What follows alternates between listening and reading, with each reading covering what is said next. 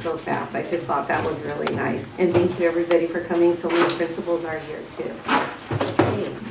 Next we will have a report on our district-wide instructional focus areas, CAASPP assessment results, data and information on student academic achievement. I will turn it over to Dr. Mitchell at this time. Thank you very much. So this afternoon we have our study session. We will be looking at our student achievement data as well as the programs and services offered in the district. And so thank you for those that are in attendance. And at this time I'll turn it over to Dr. Zamora who will get us started. Thank you. Tonight we have a presentation for you entitled The Innovative Learning for All, Teaching and Learning in Rural and Unified. And as Dr. Mitchell shared, we will also be sharing our district student outcomes. I just want to start by highlighting how instruction has changed with the implementation of the state standards, the new state standards. Well, they're not so new anymore, but the new Common Core state standards.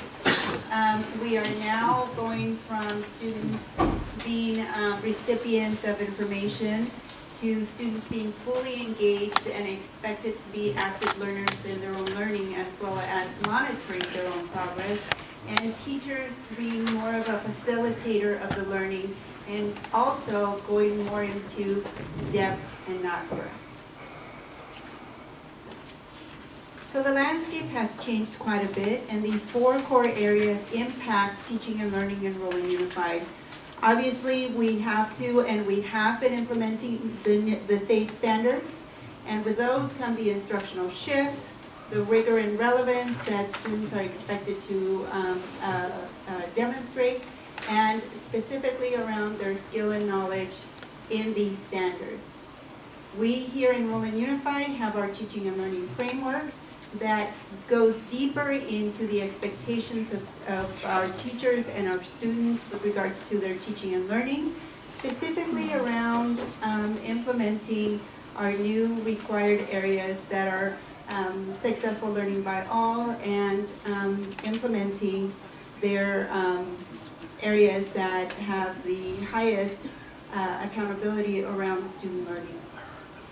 With regards to accountability, we continue to monitor student progress on the dashboard, on district internal assessments, and also focus a lot on data dives that lead us to implementing different techniques with regards to addressing student needs, as well as celebrating their accomplishments. And as well as professional development. Professional development is something we take very seriously here, because we know that all of our instructional leaders, our principals, our teachers, our coaches are in need and also should be receiving professional development to stay on top of their skill and knowledge. And we do this across the board in multiple areas. I'd like to turn it over now to Dr. Rodriguez.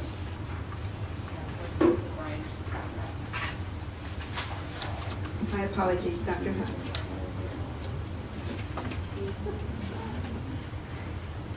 So we're going to first look at one of the measures that the state looks at in terms of our progress towards meeting state standards. Then we'll switch over to looking at practices. Then we'll come back to outcomes on math, and then go back to practices. So in looking at the outcomes around English language arts and the Smarter Balanced Assessment, this is our 5th year to look at this data, and as you are aware, the overall data is reported on 4 different levels. So there's level 1, standard not met, level 2, nearly met, level 3, standard met, and level 4, standard exceeded. So a lot of the slides we'll look at, as you know, in the past, are looking at the percentage of students that achieve the standard met or standard exceeded, so that level 3 and 4. So if we look at the ROLA data on the right, at 51.04% of students that are meeting or exceeding, that's level 3 and 4. Compared to the state and the county, we continue to outperform the state and the county. And if we look at sort of long-term data from the baseline year of 2015, we see that trend of continuing growth. when we break it down by grade level in ELA, this is showing year-over-year data, so it's showing different cohorts of students. So for example, in grade 3, 47% of our grade 3 students met or exceeded last year in 2019. And then the third graders the year before are there in blue. And you can see in the third graders in 2018, 49%, in 2017, 45%, third graders in 2016, 48%, and then third graders in 2015, 39%. So it shows a different group of students each year, how they performed on that grade 3 test. And so kind of the bigger picture of this is just seeing again that 5-year trend from the baseline year to where we are. And if we were to, I don't have the state data up here as a comparison, but the outcomes we have here in the ELA reflect around the state averages, except for our grade 11, which jumps up to 63%. The state is about 57%, so by the time our students are leaving high school, we're about 6 points higher in grade 11 in ELA. So this slide shows that 5-year growth by grade levels. So if we look at grade 3 over the last, from 2015 to 2019, there's been an 8-point change, 9-point change in grade 4, 4-point, 6-point, 6-point. Grade 8 has stayed around the same. There hasn't been any change since the baseline year, and then grade 11 has been 4 points. So overall, about a 5-point change in terms of where we were the very first year to where we are in 2019. This slide shows a little bit different, shows the data, the same group of students over time. So if we start here on the left-hand side, 48% of students in grade 4 met or exceeded in 2019. When those 4th graders were 3rd graders, they were 49% of them were levels 3 or 4. So it shows the same group of students over time. So it went down just 1 point. If we go to grade 5, we can see in grade 5 in 2019, 51% met or exceeded. When those 5th graders were 4th graders, 49% were meeting or exceeding, and then when they were 3rd graders, 45%. So you can follow through each one of those years. When 6th graders last year, 52%. When they were 6th, 5th, 4th, 3rd graders, 48%. So that's an increase of 4 points. Our 7th grade cohort, this is where we start to see pretty significant jumps in ELA. So 49% of our 7th graders last year were meeting or exceeding. When those 7th graders were 7th, 6th, 5th, 4th, 3rd graders, only 39% of them were. So between 3rd grade and 7th grade, then an additional 10% of the students met or exceeded. We see the same jump in the 8th grade cohort. So when those 8th graders last year, 49% were 4th graders, only 39%, so we see that same 10-point jump. And then we see the biggest jump in our 11th grade cohort. So 11th graders last year, 63% met or exceeded. And then when those 11th graders were 11th, 10th, 9th, 8th, 7th graders, 43% were. So we see a 20-point jump in students that were meeting or exceeding, which, as I mentioned, is 6 points higher than what the state averages in grade 11. Underneath the overall ELA scores, it breaks down into subscores, so reading, writing, listening, and research. The claim that we've been really focusing on in the district is around reading. That's what our interim assessments are tied to, because that has been our lowest performing. But you can see that is the claim that has also continued to grow each year. We were a little flat this past year, but we went from 67% the first year to 70% this year. And then we break this down by the percentage of students that were below, near, or above in each of those claims for last year. The claim that's performing with the most students above is the research and inquiry. And then the claim, as I mentioned, that we're continuing to focus on is reading. So 29% are below in grades 3 through 8 and 11. So that continues to be an area of focus for us as we continue to monitor. Roland continues to monitor the achievement gap. It's why we receive the LCFF funding, and it's what we pay close attention to. And we'll talk a little bit more about what we're doing to support that closing achievement gap. This slide shows our overall progress over the last 4 years of giving the test, 5. So starting at 46% in 2015, meeting exceeding, and then most recently 51%. So that's a gain of 5 points of meeting exceeding. If we look at, now we disaggregate that data by students that are low income, which is defined by students that are on free or reduced lunch, or have parents that do not have a high school diploma, then the growth is much higher at 7 points. So, I'm sorry, 9 points. So almost double the growth as we saw overall. So a 5-point gain overall, and then a 9-point gain in students that are low income. So our goal obviously is to continue that trend and see that gap to narrow. In special ed, there was a 5-point gain, which reflected the gain in district overall, and then our English learner gain at 5 points as well reflects the district overall. Foster youth, as you know, is also a subgroup that we, according to LCFF, monitor and then also write into our LCAP plan. It is a very small cohort of students that fluctuates. Foster youth are very mobile and come in and out of the district throughout the year. And so at the time of testing last year, we had 71 foster youth, and 17% of them met or exceeded. You can see the data, it really jumps up and down because each year we have a very different cohort of foster youth as they move in and out of the district. Our Family Resource Center does a lot to monitor them from the minute they arrive in the district and provides the wraparound services that they need to make sure they have are connected with the programs that they need, have the IEPs right away to at their fingertips at the school sites to make sure they're getting the services that they need. The other gap that we monitor is our gap between ethnicity, race.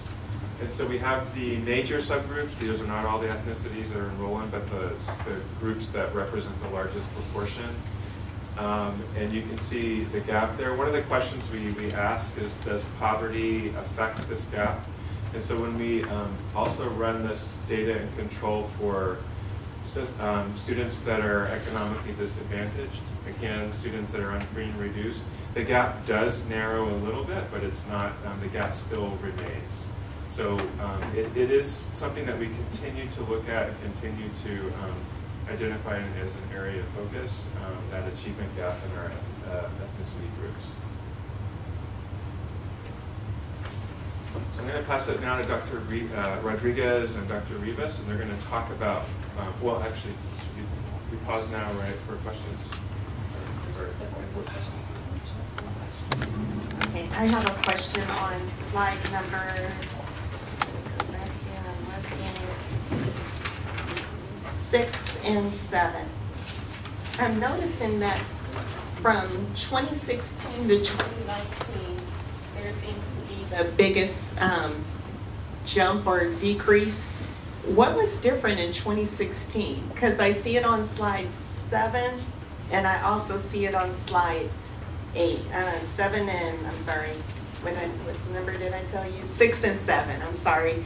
If you look at 2016, like we were at 52 and we dropped to 51, but it went down in 2017, down in 2018. So, and then if you go to slide 7, you see a similar trend from 2016 to 2018. 18. Was there something significant that happened during that time? Not in the district. I mean, so part of this is the test was new, and so with anytime you have a new test, you're going to see some fluctuations in the performance. So I can't point to anything significant within the district that we did that caused that jump. A lot of that can be accounted for as a result of just being a new assessment. What year was the assessment new? Was it starting in 15? 2015, yeah. Because 16 seemed to be a high year. Yeah. I can see why it might drop the next year, because if one is high, you know. Yeah, no, the pilot year was 2013, 2014. Okay. So, yeah, I mean, it could have been attributed to that second year they were used to the test. It was the second year of them taking the test, and the first year was, you know, it was baseline, and computer-based testing was new. They were all getting used to how do you take the test online. Following up on what Ms. Pride was talking about, recently Dr. Mitchell sent us a list of school tutoring appointments, what each school does for tutoring. And it was quite interesting going through this, how it varied from school site to school site. And I was just wondering, when you see scores going up and going down, this is district-wide, but when you look at it at the school level site, it'd be interesting to see if there's a correlation between what they have for tutoring at the various schools that are doing better versus those schools that aren't doing as well, to try to identify what the cause is for the increase or decrease in the scores. We have the TOSAs at some of the schools. Is it the TOSAs working with the teachers that's making a difference, or is it the tutoring plans that are making a difference?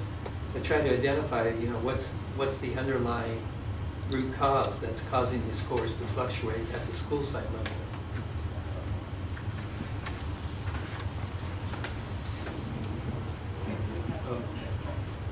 The achievement level, you have 4 levels, not math and nearing math and better math and exceed. The presentation, you have only, you separate only, you put math and exceed and the other way. What's that? I'm interested to see all 4, because that not math and nearly math is quite different, right? And I also see how the percentage of the students just met the standard, or the students exceed as a high. Yeah, there's a. That's a lot of difference. I want to see if we can provide those data. That will be much informative. Yeah, we definitely have that data, and we can provide that to you. Yeah. Or we can, I can browse online if you want to.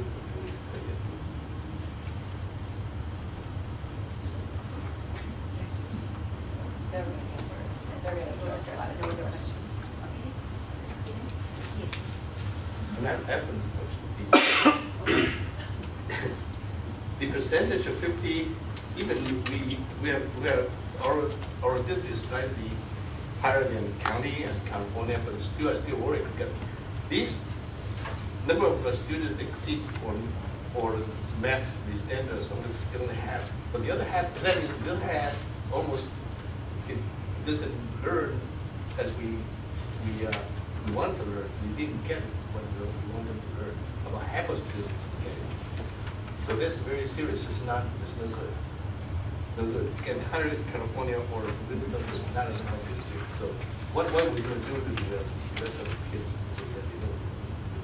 I think we share your urgency, and I think Dr. Rodriguez and Dr. Rivas are going to share what we're doing to shore that up. And then also just, I mean, the reason we put that data in for county, California and county data is to provide context, because just looking at our data alone, it doesn't provide context on what does that mean? Is that high? Is that low? So it's helpful to see where do we compare district. It also reflects that it's a very rigorous test. It's a very difficult test. But you're right, that we share the urgency, and I think Dr. Rodriguez and Dr. Rivas will share what we're doing to address that. By looking at the data, looking at the number, and either we give the kids not proper help for them to learn because they don't get it, help them to get it, or we didn't do the job, they do a good job because they didn't get it. So half of the kids didn't learn what they're supposed to learn. So I want to see continued improvement and to set a goal for this 80%.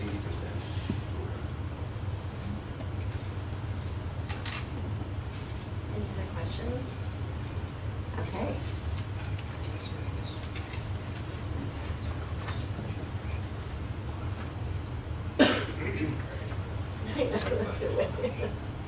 Okay. So all of these are very, very good questions, and at this point we're going to address the instructional practices that are happening in our district. I will address the elementary level, our 14 schools, and the work that we're doing around the academics to ensure that we do meet the needs and of our district. So we'll go into the practices. And one of the practices that we have implemented here at Roland is a Reader's Workshop. And Reader's Workshop is an approach to teaching reading and comprehension. And the program, well, it's not really a program, an approach to Reader's Workshop, it really focuses on the skills and the strategies. The skills and the strategies are focused on teacher-student conferences and going deep into conversations with books. So Reader's Workshop is very personalized. It's personalized learning that fits into our framework that we constantly talk about and practice each and every day. So if you were to walk into one of our classrooms at the elementary level, you would see students self-selecting books. These books are books that are at their independent reading level. So you would see students reading for long periods of time, meeting with teachers in small groups, and really looking at the instructional needs, the personal instructional needs of every student. You would also see the teacher instructing in mini lessons, using the mini lessons, administering running records. That's new to this year. So the running records is very personalized in terms of identifying the different levels of reading for each and every student. The running records is a way of collecting data, which meets part of the questions that we had in terms of what are we doing for students. This is one of the strategies and approaches that we're taking this year in making sure that we know where every student is in terms of reading levels. So with this data, teachers are conferring. They're conferring with students each and every day. They're looking at students individually. They're approaching our students in small groups so that, it's very personalized. Some students have needs in strategies, others in skills, others in reading comprehension, especially at the upper grades. Another approach that we've implemented is Writer's Workshop. And Writer's Workshop is also based on the idea that students learn and write best when they have a voice and choice.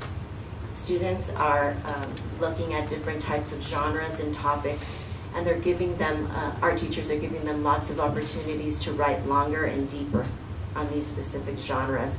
An example of a genre would be informational writing. It would be personal narratives. Those are just two examples. To develop skills as a writer, teachers focus on ownership of their own writing. So the teacher becomes an expert in their own writing. They become vulnerable because they share their own writing pieces and model for students on personal experiences. And so this is the support from the community and fellow learners. So they all learn as a community of learners. If you were to walk into one of our classrooms at Roland, as you see students and teachers teaching Writer's Workshop, you would see teachers teaching the components of Writer's Workshop, which includes the mini lesson, which is active engagement, checking for students in their writing, writing for long extended periods of time, and conferring with students. So the models between reading and writing bridge on each other. A lot of our schools have started with Writer's Workshop and now have moved into Reader's Workshop. So that bridge is really connecting for all students. It's not something that's new for them. The students would be writing independently in various genres and conferring with teachers and publishing their own writing pieces.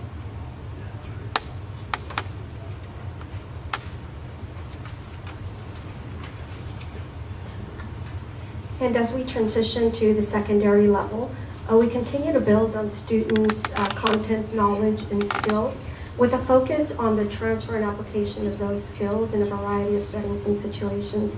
In order to achieve this, our teachers have really focused on applying lesson design models to support the intentional planning for these skills, including areas in literacy for reading and writing.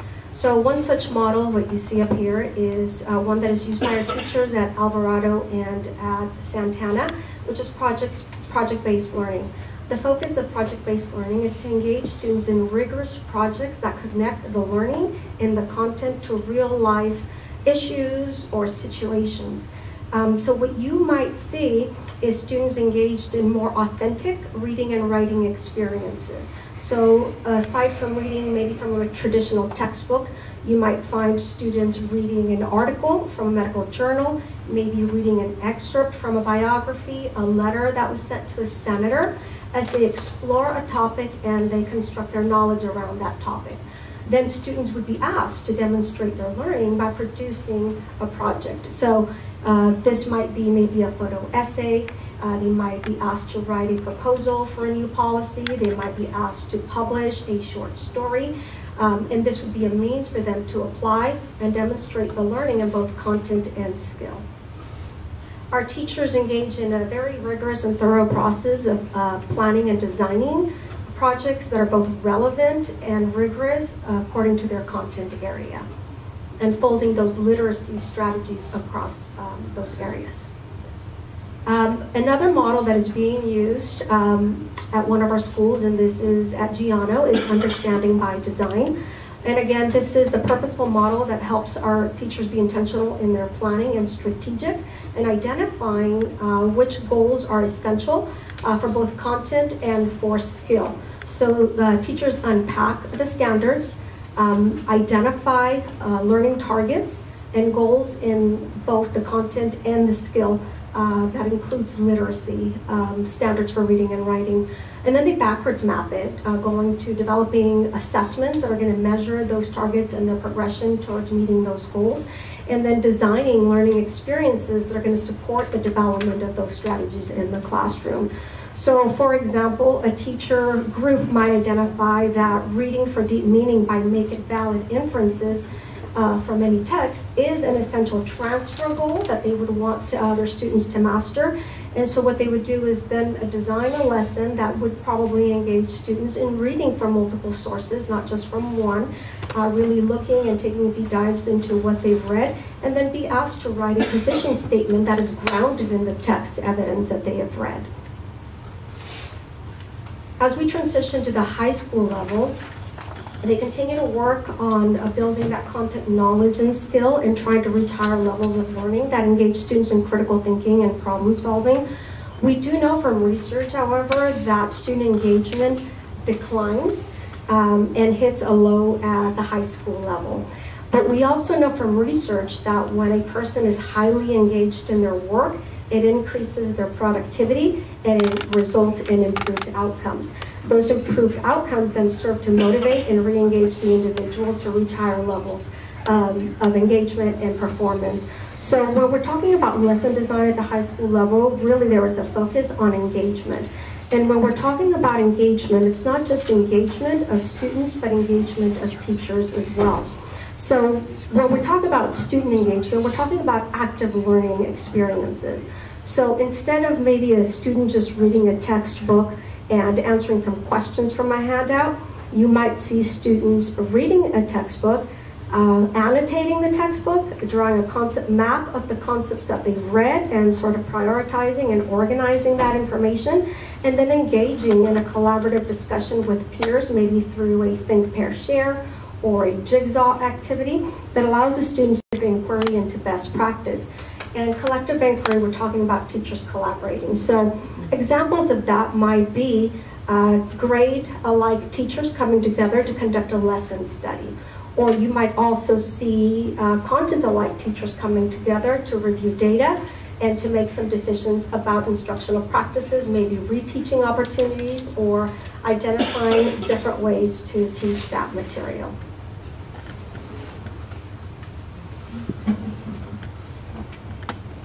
So across all of these instructional practices that are being implemented across all 19 schools, teachers continue to be intentional about supporting all of our significant subgroups, including English learners. And so the way that teachers are teaching provides opportunities for them to get to know their student. And then with English learners, really know how to provide opportunities for them to practice and to develop their different domains of language learning. So speaking, listening, writing. Within the structures that were just described, the workshop model, the project-based learning, there are structures built in for teachers to reteach, and so that also supports English learners as they might struggle with some concepts that they're learning, that they can have that opportunity to reteach.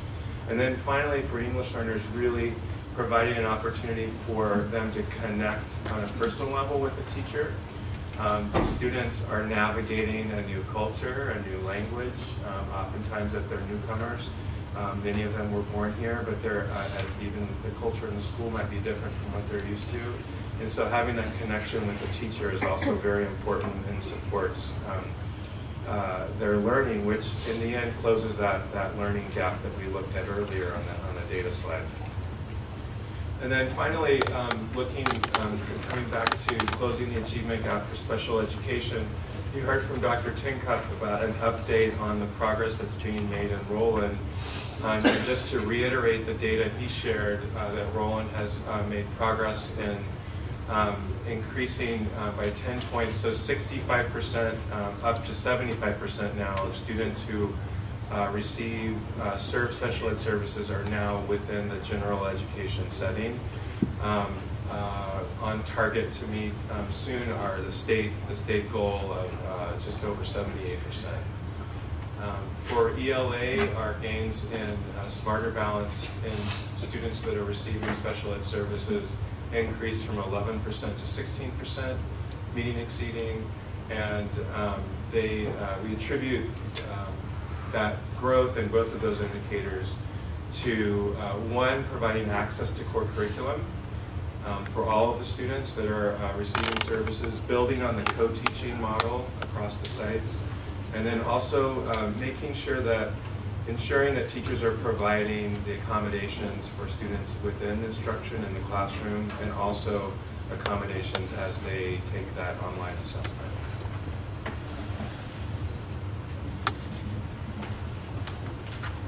So before we move on, I'd like to share some of the other strategic approaches that we're taking to increase our student outcomes, and I'd like to share those now with you. Some of those strategic approaches include deep data dives with our principals and our staffs, as well as asking them for their action plans. So every school is receiving support information on their student outcomes. We do that with our principals one-on-one, and then we're also providing that to staffs, either through Dr. Huff and his staff, or through our principals. They are very well aware of the student outcomes at each site, and we're asking them to provide us with their plans, their action plans to improve student outcomes. We are also training our students on how to better manipulate the device so that they are more comfortable in taking this data assessment. We are also continuing to train our staffs on the district interims, which are the district assessments that allow us to gauge student outcomes for the final exam, which is the SBAC. And when we do that, we are using an assessment that is directly aligned to the state assessment, to the state SBAC. We are also training our, we are also updating our master plan for English learners. We are working on piloting a report card that is standards aligned. We are working on a district-wide student success study team process to make sure that every site has the same language and the same process. We are in the process of adopting new textbooks, and we also do a lot of work with our principals on formative assessments, the day-to-day testing, and the day-to-day acquiring of data to impact teaching and learning immediately live, so that students can demonstrate whether or not they're gaining the skill and knowledge, and we can move forward to addressing that through our lesson plans. So there are many, many other strategic approaches that we're doing that may not be reflected here. And so I just wanted you to know a little bit more of what we're doing to address and directly impact the state outcomes. Then specifically, Mr. Malcolm, to your question, much of what Dr. Zamora just shared is as a result of looking at specific practices, because our schools have a lot of autonomy. They look at the clients and the students and the communities that they serve, and they see what's working. But then together in our principals meetings, our educational services teams work together to say, okay, this is working really well at this school. This is the practice that we've used. Is this something we can replicate at another school? And they share ideas amongst each other as well, as do our instructional coaches and our teachers. You had mentioned the writers' workshop. Is that being done at all the elementary schools? Or is it selective if they want to participate or not? Yes, so like Dr. Mitchell said, it is voice and choice. So principals started with one focus area, but with the intention that all schools would be doing writer's workshop, reader's workshop, and cognitive guided instruction for math. So we currently have 5 schools focused on reader's workshop, 4 in writing, and 5 in mathematics. And again, I go back, do we see a correlation between test scores in those schools that are using writer's workshop? We are seeing an increase in the success of writer's workshop, because it is voice and choice. We're giving a lot of autonomy to students, and so they're learning at their level, but we're also instructing at their level to move them forward. So instead of saying, this is the bar, all kids need to meet it, and not providing any interventions or support, we are doing all of that. We're making sure that all kids meet that bar at the pace and level where they begin. So we meet them where they are, with the goal intention of moving into proficient and above. And our schools did look at their individual data when they were looking at what's their focus area and where they're going to start, and worked with their staff. And many of our schools have transitioned now into a second area of focus. And the goal is that all schools will have will go through all focus areas. Every school is still teaching reading, writing, and math. It's where we're providing the intense support around professional learning and professional development on our non-student days, as well as our principals leading that with our instructional coaches on Mondays, and our ed services team being in our schools doing the same. Yes, and just to add to that, I know that you've seen a lot of contracts go through that supports the work with literacy partners. I knew you were going to ask that. That's exactly what I was going to ask. I knew it. The training of staff. Yes. And the accumulation of the materials you need to implement this. Exactly.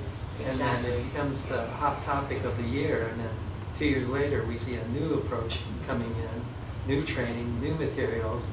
And, Writer's Workshop has been around for a long time. I had Writer's Workshop back when I was a teacher. So it's been over 2 decades. It's been around for a long time, but having it within our schools. Right. And we do provide that. We have Teachers College. We have teachers and principals that are trained under Teachers College. We also have literacy partners to support the reading and the writing. And we have ed consultants to support the cognitive guided instruction around math. So that's where you see all of those contracts being signed by all of you. Thank you very much for your support, because that's the work that's going on. I know that we haven't really gotten into the professional development, but just to touch upon it, that personalized learning with the consultants. They come into our sites once a month, at least once a month or every other month in our reading and writing schools to teach in our classrooms. So our classrooms have become live lab classrooms where no longer are teachers just sitting back and taking notes and learning about readers and writers. They're in the trenches doing it. And along with that are our principals. Our principals are being risk takers and are trying out lessons of their own so that when they're walking through classrooms, they know what to look for because they're in the trenches knowing the pedagogy behind Readers and Writers Workshop. And all of this is aligned to the state standards, which is an expectation. Yes. You know, aside from all of that work, we're also working with 7 schools on a personalized school success plan that is very detailed around their very specific needs. And it's not only around professional development that they might need, but it's also around collaborating with that school and partnering with educational services and the staff to make sure that they reach their goals. Can we ask a question? The 65 to 75% on the LRA, what's the, how many years is that? 65, what's the years that covers? I'm going to defer that to Dr. Tinker. So that's the statistic I shared with you at the last board meeting. I flipped the statistic. This was easier to understand, but the years, to answer your question directly, is the same 4-year span as the ELA gains. So over a 4-year span, we've improved 10% on our students in a less restrictive environment. And to get to 78%, what do we need as far as resources to get up there? I think we have them. I think we just need to continue to educate and continue to take a look closely at student need and how we meet that need within a general education environment. So I think that's really important to have the least restrictive environment for all our students.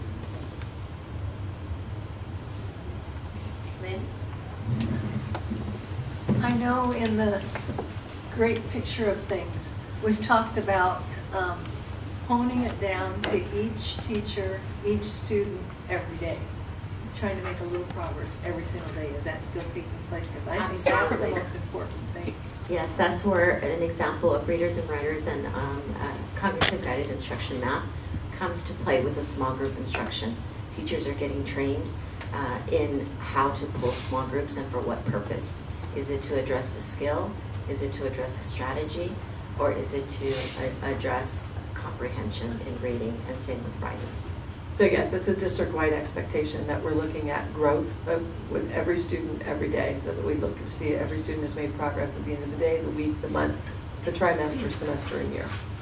And we do a lot of that through formative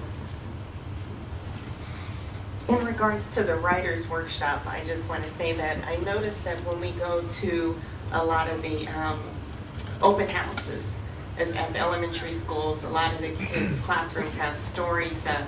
Are those part of the writers from the writers workshop? Because I know that students are always so excited to show everybody their story, and I'll always ask a couple of them to read me your story, and they're all excited. So I think that's really good that they get to express themselves in that way and then showcase it later. In regards to the lesson design, teacher and student engagement, I really appreciate the fact that the high schools have their own plan, sort of their own strategy. So often people still think that education is one size fits all, and what works at this school should work at that school, and this classroom should work in that classroom, and that's not how it is. So I like that you provided us with information on what both high schools are doing, so thank you for that. What's the grade level for a writers workshop?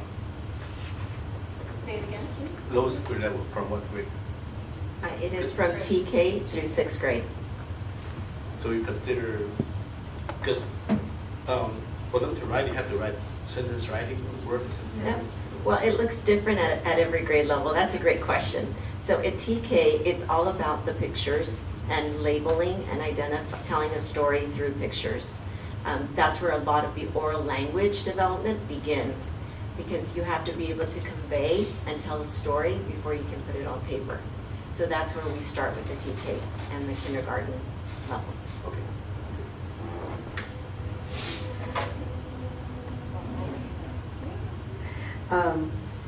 The reader's workshop, I was just at Northam, and I was able to see a teacher be able to go one-on-one with Dr. Zamora and to do the reading record.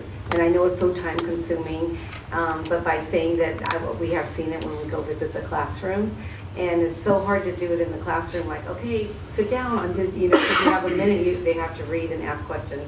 Anyways, I thought that was great that Steve Stahl had a substitute, right? It was you, right? Okay, good.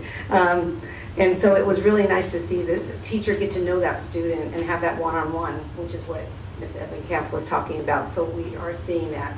And the writer's workshop, I see all of that going on in the classrooms when I visit is so wonderful. The kids are so proud of their writing, and the things that I read up on the board, I'm just impressed with. At the bottom on the writer's workshop, it says the components of writing. What does status of the class mean? So status of the class is like a check-in. Where are we in writing? Are we just developing ideas? Are we in the middle of our writing where we may need more support around expanding on details? Or are we completing our writing piece, and are we ready to share out with everyone else and publish that work? Okay, thank you. And also celebrations. A lot of our schools are doing school-wide celebrations. Okay, thank you. Any more questions? Okay, so we're going to go now back to the outcomes from last spring in math, and you see a similar trend here in mathematics. So 40.96% of students meeting exceeding enrollment, which has outperformed the state, the county, similar to ELA, with a long-term trend of continuing growth. When we break it down by grade level, again, this is year-over-year data, and it shows a different cohort of the same grade level each year. You'll notice that grade 3 starts at 50%, and then it goes down in grade 4 and grade 5. That is a trend that's also mirrored across the state. As the test gets much more rigorous as you go up in the grade levels, they start looking at ratios of proportions and fractions and algebraic thinking. And then, but we look at the overall trend from baseline year 2015 to 2019. You can see across the elementary grades we see gains, 6 to 10 point gains in the elementary, and secondary 7th grade remaining kind of flat, and then grade 8 and 11 decreasing over the last since our baseline year. We are encouraged that we kind of reversed that trend this last year, so went up from in grade 8 went up from 36 to 38, and then in grade 11 31 to 33, so it is in the right direction. But it continues to be math. Secondary math continues to be an area of focus for us. This shows, similar to math, shows the cohort data. So these are the same students that over time. So we look at grade 4, 43% this last year, and when they were 3rd graders, 48%. And then grade 5, 38% last year when they were 4th graders, 44, and then 3rd graders, 51. You'll notice that that dip reflects that statewide trend as it gets harder as they go up. So 3rd, 4th, and 5th grade, the test does get more rigorous. And then 6th grade, you can see the trend going from 51 when they were in 3rd grade down to 43. 7th grade staying about the same. 8th grade going up a few points from when they were in 4th grade to our 8th grade year last year. And then 11th grade, similar to ELA, going up from 28% meeting exceeding when they were in 7th grade to 33, 5-point gain there. So this shows, again, the same students over time and what their performance looked like. When we break down the overall math scores into claims, math breaks it into 3 claims. Concepts and procedures are the content standards. And then claims 2 and 4 are combined into problem solving, modeling, data analysis, and claim 3, communicating and reasoning. The area that we have been focusing on is that concepts and procedures, because that has been our lowest, and we've seen about a 3-point gain over the last, since our baseline year, from 57 to 60%. A lot of our interim assessments are focused on that claim of concepts and procedures. And then if we break down the claims into students that are below, near, or above, 40% of our students are below standard in concepts and procedures, which again continues to be our focus as we continue to progress monitor. This is a follow-up slide from last year. So when we look at the grade 11 Smarter Balanced Assessment, it's different from, let me go back to this slide. You'll notice that the test goes from grade 3, 4, 5, 6, 7, 8, and then it skips grade 9 and 10, and then it's assessed in grade 11. And so grade 11 assesses 3 years of mathematics, so grades 9, 10, and 11, all in one assessment. And so this is a follow-up slide from last year that shows the enrollment. So what were students enrolled in grade 11 last year across the district?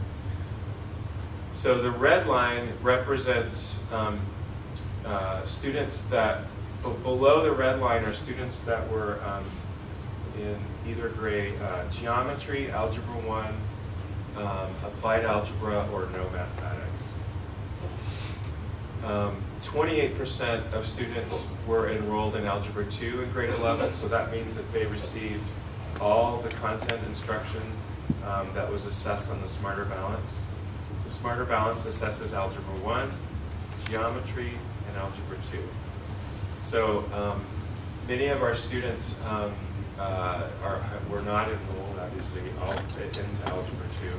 And then the courses that are above are college algebra, 7%, pre-calculus, 12%, and then 20% in AP. So when we look at how did those students perform on the grade 11 Smarter Balanced Assessment, going across from the left, this is the percentage of students that were meeting or exceeding. If the students in grade 11 are in applied algebra, algebra 1, or geometry, then in grade 11, then that means that they have struggled to pass that course. So they have either taken algebra 1 a couple of times, taken geometry a couple of times, and they're still in it in grade 11. Algebra 2 is that 3rd course in the sequence. And so we saw an increase of 3 points in Algebra 2 from 13 to 16 points. And then you can see the gains that were made in all the higher level courses as well. And the percentage of students that were meeting exceeding. When we break down the achievement gap for mathematics, and we look at the gain that was made over the last, since the baseline year. So in 2015, 37% were meeting or exceeding enrollment overall. This most recent year, 41% were meeting and exceeding. So that's a 4-point gain in students that were crossing that line over into level 3. If we look then at the other subgroups that we looked at before, our students that were low income on free and reduced lunch increased 8 points, so twice the rate of improving as our overall population. So it went from 27 points meeting exceeding to 35 points. Our English learners improved by 7 points, from 10 to 7, and then our special education grew from 9 to 6, so also 7 points. And so again, just the bigger story is that what we see in math especially, where we made the most gain this year, We're seeing that gap starting to narrow over time, and we want to see that gap continue to narrow.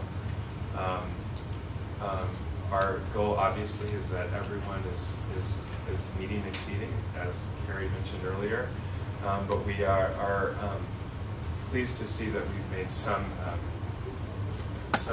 growth in closing that achievement gap. So again, foster youth, you can see the data jumps up and down. It's a very small cohort of students that move in and out of the district. They change schools a lot. The average is around 3 times a year for foster youth. With each time they move, they lose about 3 months of education performance. And again, just to recognize the work that the Family Resource Center does to support the sites in identifying the students and providing the wraparound services that they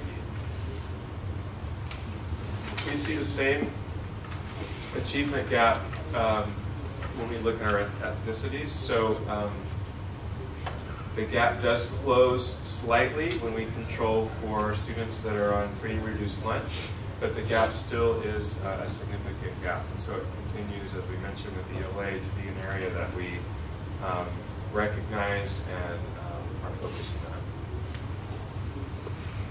I'm going to pause now for questions about the math data. Lynn? This is going to be a hard question for you. Why do you think our students aren't doing better in math? I know they're doing a little better each year, but what have you isolated to show us that we could help them the most? Would it be tutoring? Would it be having them all take more math at a younger level? And, you know, I'm baffled.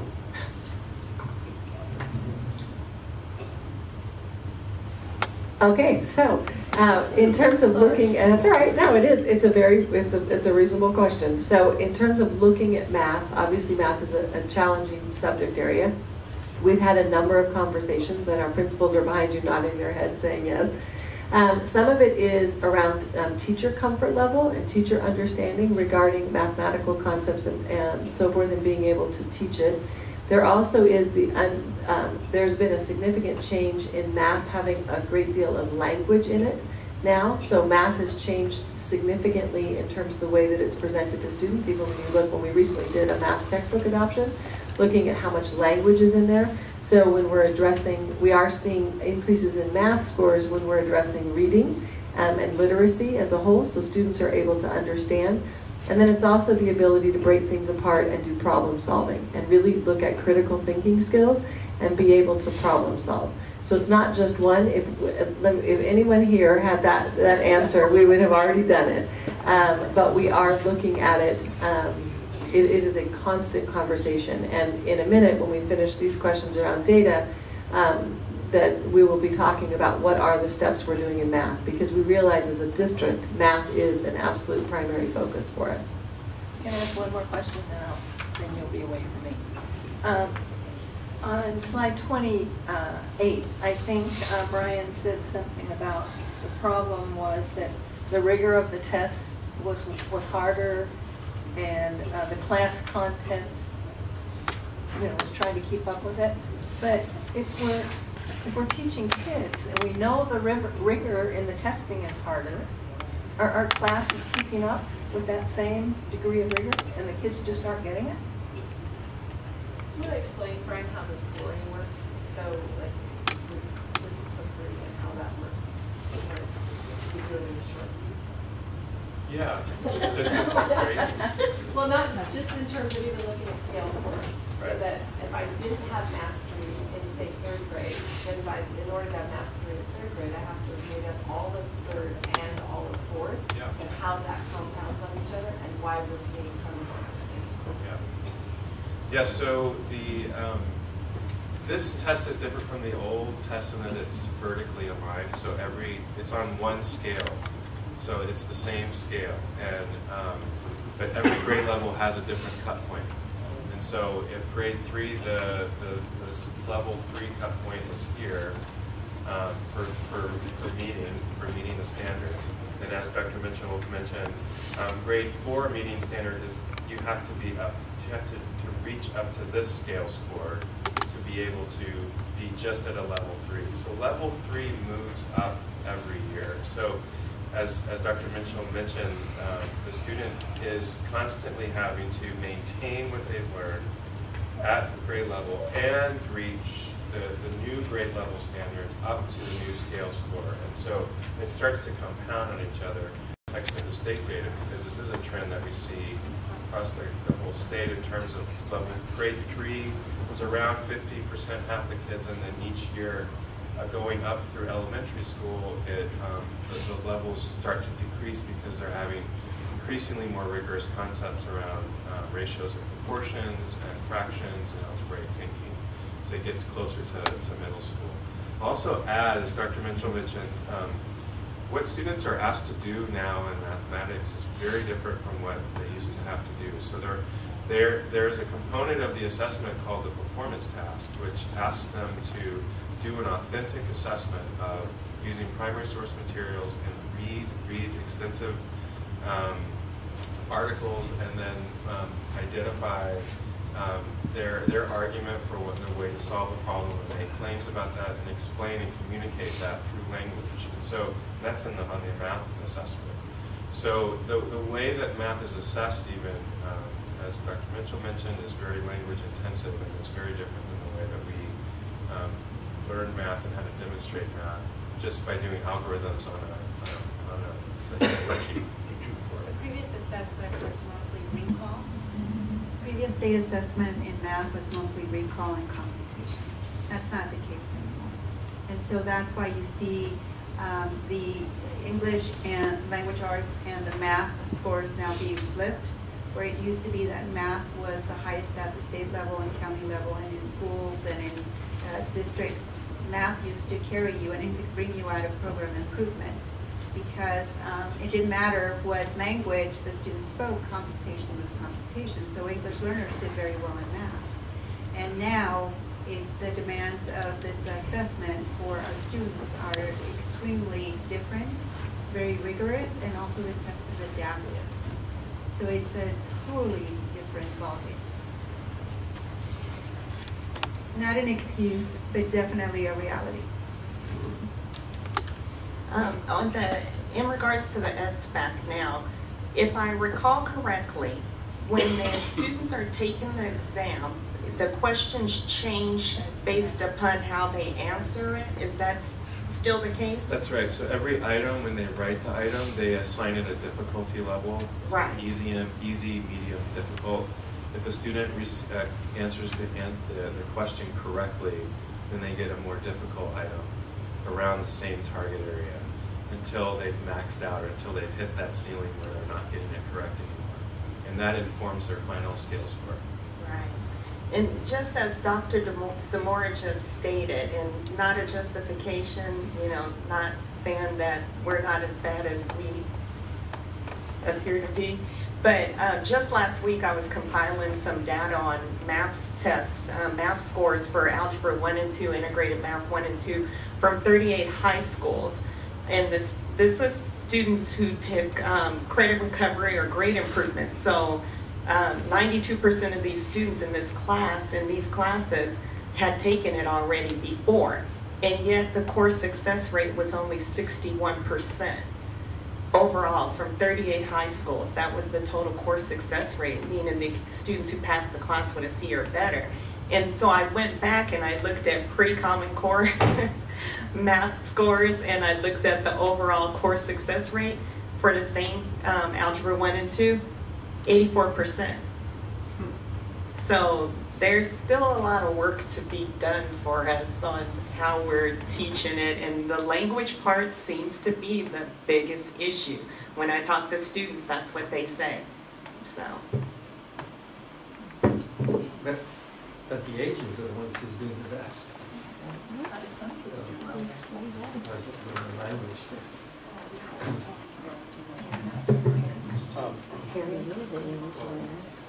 So I mentioned the SBAC test is the the second question, next question based on the answer in the previous answer. My thinking is, the kids are familiar with this type of test because regularly we don't test it that way, right? In normal days, only test. Only aspect test. This way? Use that anyway, and it's different from the kids who used to test it daily. Yes. So we don't have I think so. Yeah, so we actually use for our district benchmark tests, we use the SBAC interim tests, which are developed and delivered in the exact same way as the summative. So students have opportunity throughout the year to experience the test, and the teachers get good data on that reflects how they're going to do on the summative. So they do have throughout the school year, and schools have already started to implement those, and students have already started to take those this year. They're developed by the same people, it's the same item types, it's the same procedure, platform, so they do have opportunity to practice with that throughout the year. And my question is the SBAC may not reflect the true level of the knowledge of the kids because of the There's so many variables that are not always under our control. Again, not an excuse, just a reality. Because we understand that we do need to increase our student outcomes. So that's very clear to us. But we are very aware of all of our outside influences on how our students demonstrate their knowledge.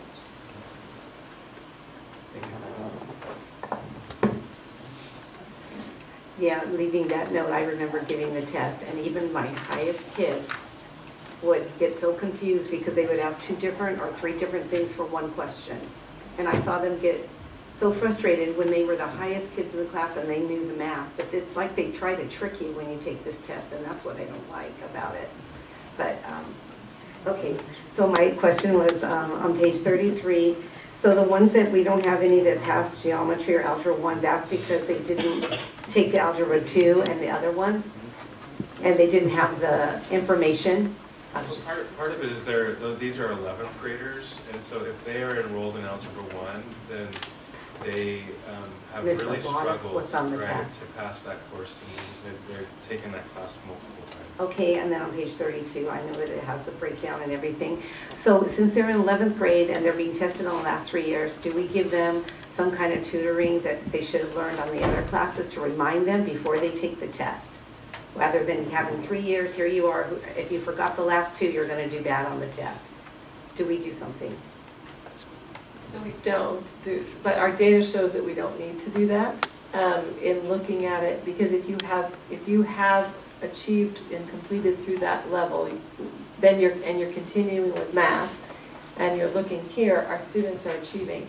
The area of growth for us is our students who struggle in math, so our students who have not yet successfully completed algebra or geometry or algebra 2 are the students who then are underperforming, and they're underperforming in class and on the test. So then let me switch the question. For those kids that are too low because they haven't taken the other classes, are we giving them some information? For instance, like RSP kid will learn at their grade level, but it'll be too difficult because they might be reading at 2nd, but they're a 6th grader, so we're going to teach you some skills in 6th grade. So the student for Algebra 1, will they be introduced to anything about geometry and Algebra 2 to get them ready a little bit for the test, a new material? I know it'll be difficult because they're already lower than the other kids, but are we doing anything to get them to be able to know a little bit?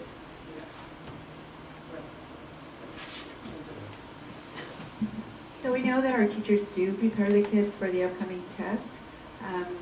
It's very difficult to make up years of knowledge in just a few sessions or in a few weeks. So obviously it's something that we need to continue to do, or probably strategize around how to do that in a more efficient and effective way. And then we also have summer programs where we're trying to make up some of those areas of deficiency or challenge that our students have. and then looking again at growth. So if we're looking at individual students and what's their growth at the end of the day, the week, etc.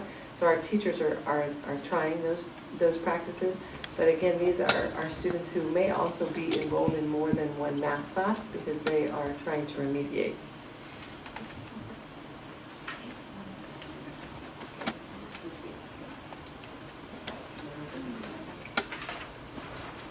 Okay, so once again, we're going to talk about the instructional practices that go and support around the data that you just saw. So like Readers and Writers Workshop, cognitive guided instruction is an approach. It's student-centered for our K-6 students at our elementary schools. Oh, sorry. Thank you. So we really build on what students already know, and that's the number sense, the problem solving, and again, giving students voice and choice. So the cognitive guided instruction is a way of teachers listening to students, asking smart questions, and engaging with the thinking, all with the goal of uncovering and expanding every student's mathematical understanding. So as we noticed on the test, not that we're teaching to the test, but a lot of the work is around reading and writing.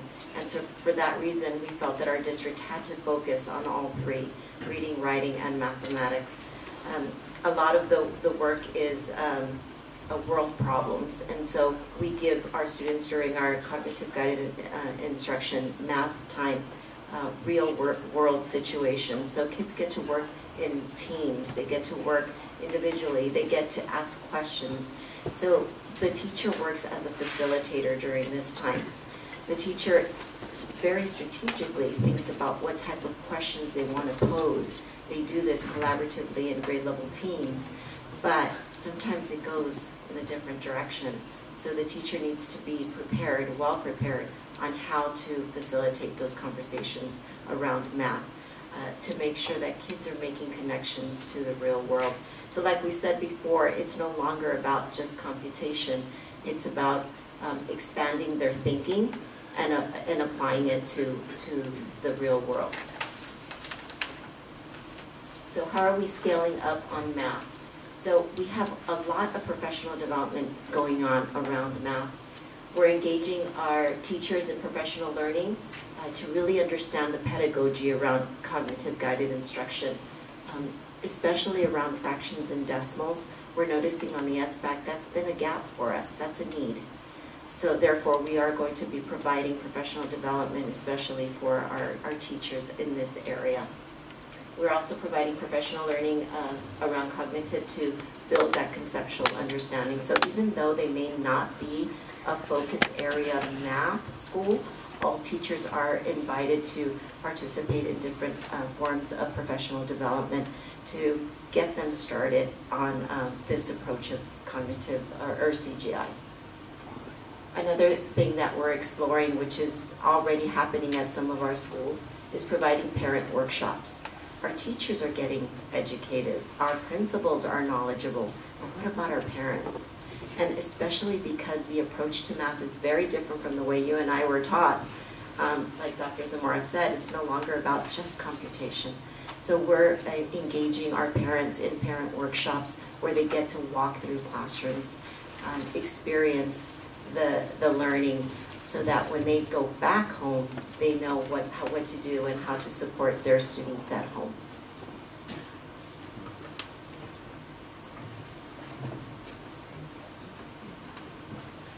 Now at the secondary level, our goal is to continue to build on that conceptual understanding that the students are getting at the elementary level and really build on that procedural fluency. But we have to recognize that there's been a significant shift in the standards that's focused on rigor, relevance, and application. And I think more explicitly, what has been captured as a shift has been the standards for mathematical practice. And I think Lindis might answer some of that. You know, what is one of those big things that get in the way for students mastering mathematics? And it really is dispositions and mindset too, especially for students who have struggled in mathematics from early on. And so they don't have the confidence in themselves to do that. So with the new standards, it's been an explicit call for educators to really focus on building that sense of confidence with mathematics and how to engage with the mathematics when it gets difficult. Because as students progress in mathematics, it gets more difficult. And a lot of times you can't be successful in the next level until you've mastered the previous level.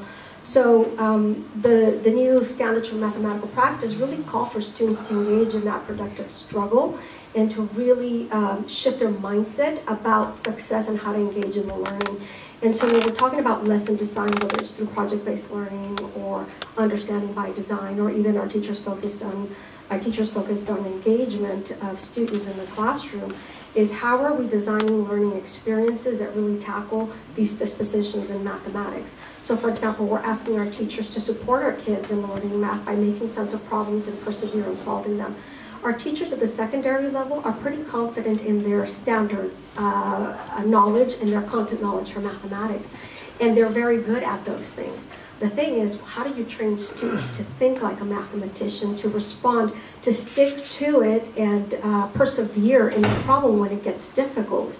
And so we're also asking teachers to work with students in constructing viable arguments based on the mathematics and apply that learning. We're asking students to look for and make sense of structure so that these dispositions will help them reach those levels. So sometimes it gets really difficult for students in mathematics, and a lot of times they give up. And so the standards for mathematical practice really call for us to push them through that struggle when it gets difficult. And a lot of times our staff, and I was a math teacher myself, I was so good at math, I didn't think to sometimes go back and say, well, here's how I went through that struggle, and here's how I persevered and really connected that. So really, the focus of the standards has called on both teachers and students to think differently about the way they engage in mathematics, teaching and learning of that through the math practice standards. How often have we heard adults themselves say, I'm just not good at math, and that's very dismissive.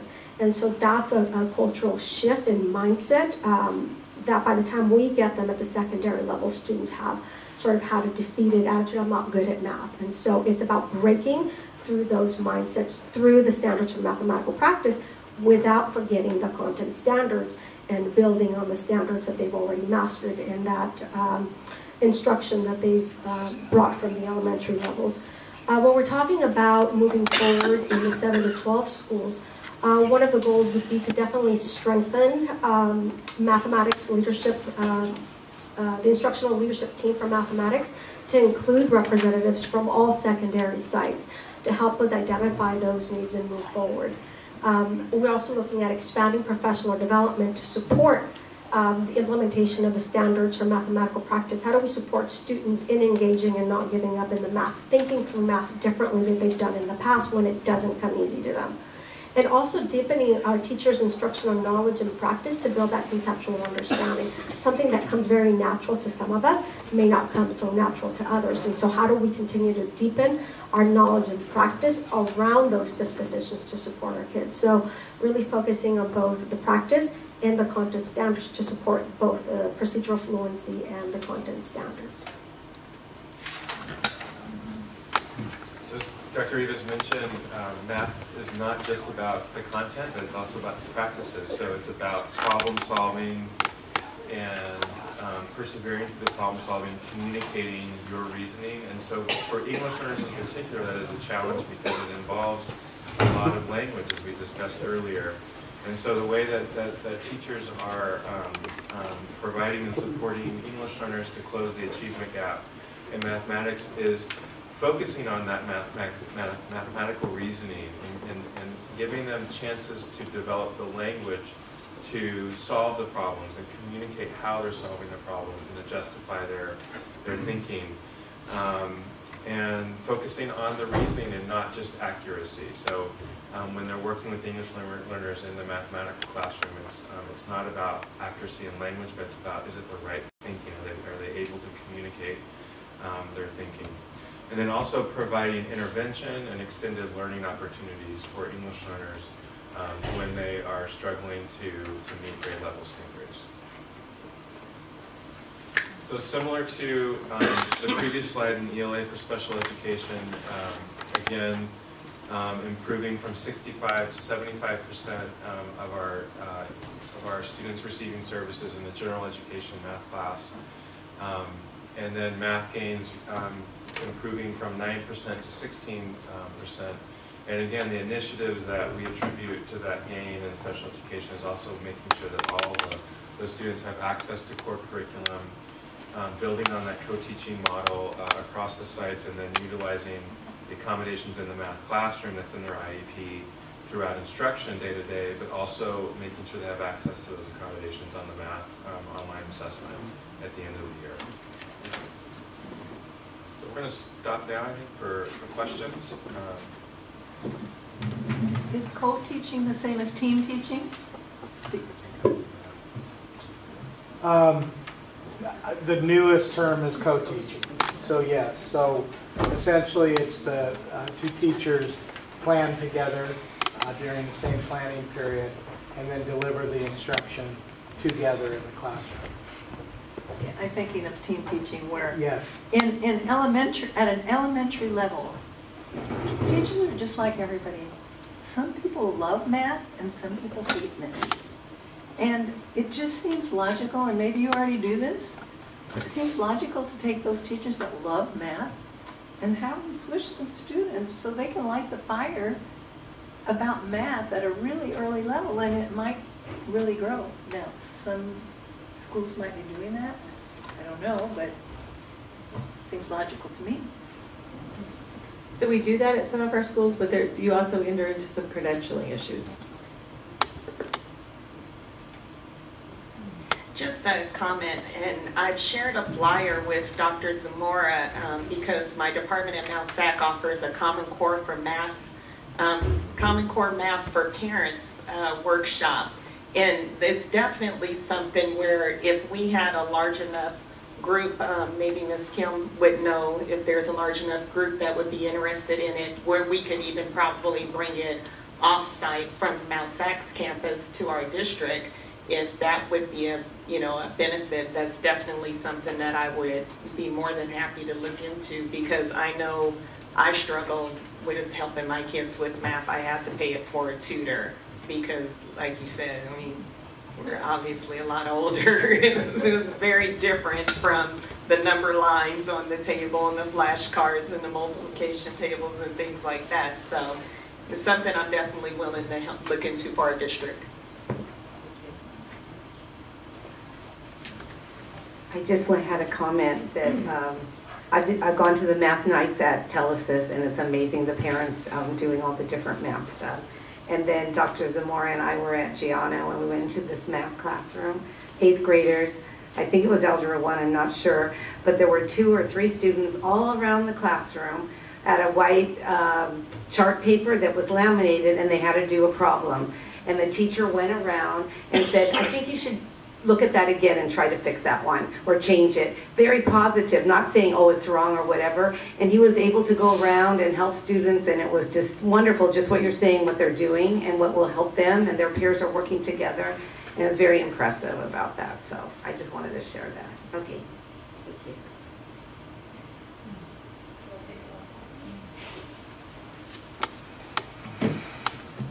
So we all know that our principals are our instructional leaders at the site.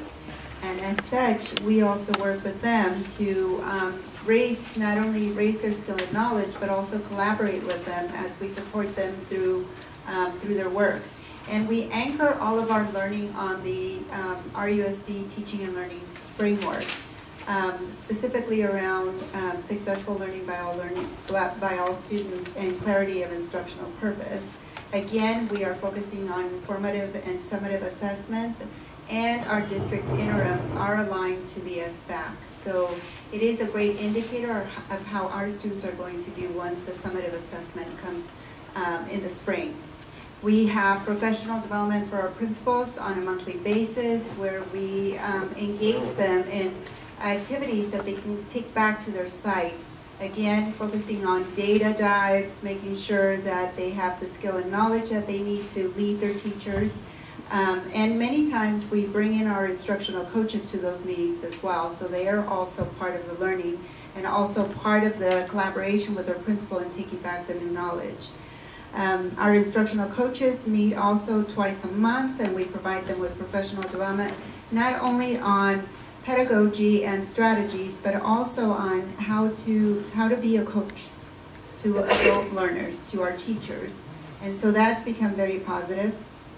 And again, Educational Services provides strategic support around our personalized school success plans with 7 of our schools, as well as reaching out to schools that ask for help and schools that want us to come down and provide professional development to their staffs or to specific grade levels or a specific group of teachers. We do that if they request it, and we also sometimes reach out to them and say, you know, we can offer this for you. So Educational Services takes pride in providing a lot of support. A lot of it is individualized, and much of it is also based on the professional development that we provided that month. And so it's ongoing collaboration, learning, and providing of support. We are here to serve, guide, and lead our schools. And with our principals, we know that we can continue to grow, which is something that we know we need to do.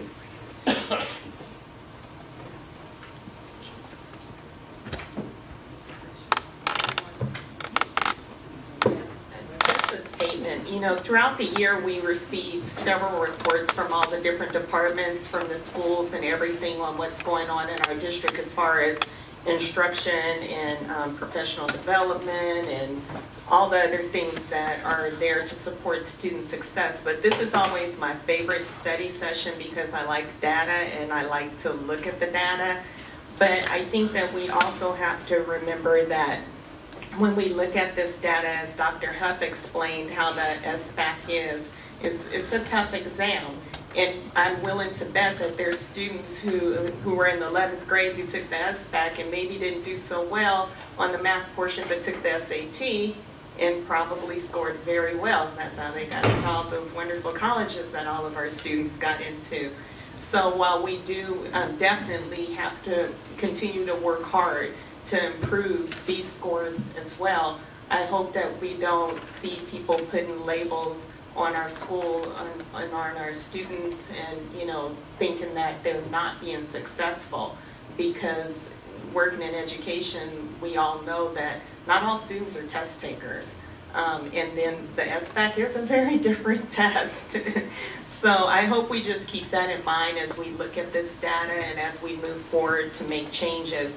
And definitely want to thank all of you for providing us with this information tonight. And Dr. Huff, thank you to you and your team for compiling all this data, because it's always very, very informative. And I think we as a board definitely appreciate it. What I'm beginning to realize is that you can't look at this data year to year. You got to look at it over a period of years. That you get this, some of it's this normal variation in statistics, you know, when you look at it year to year. But when you look at it over a period of 5 years, you can see progress. And I think that's what's important, is that we're making progress over a period of time and not get caught up looking at the differences from last year and this year.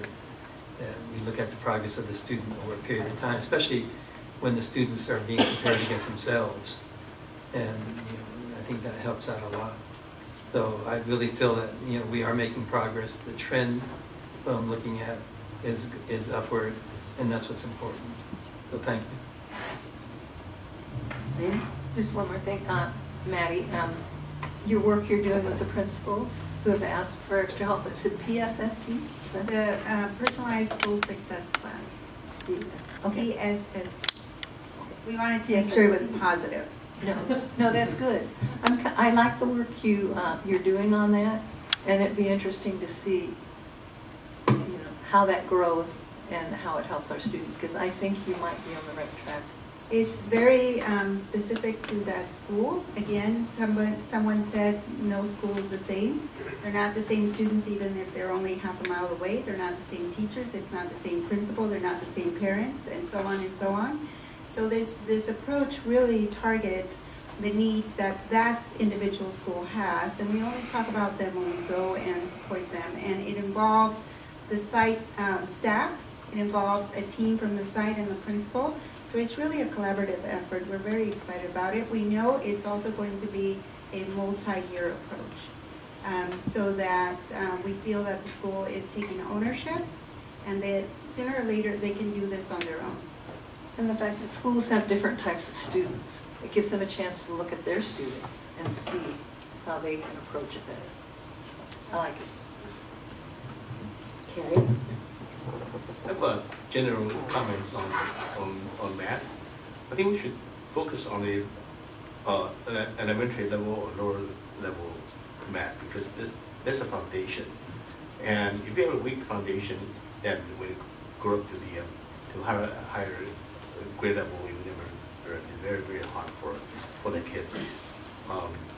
So I think that's my comment. So put a lot more attention on the elementary level and the lower grades.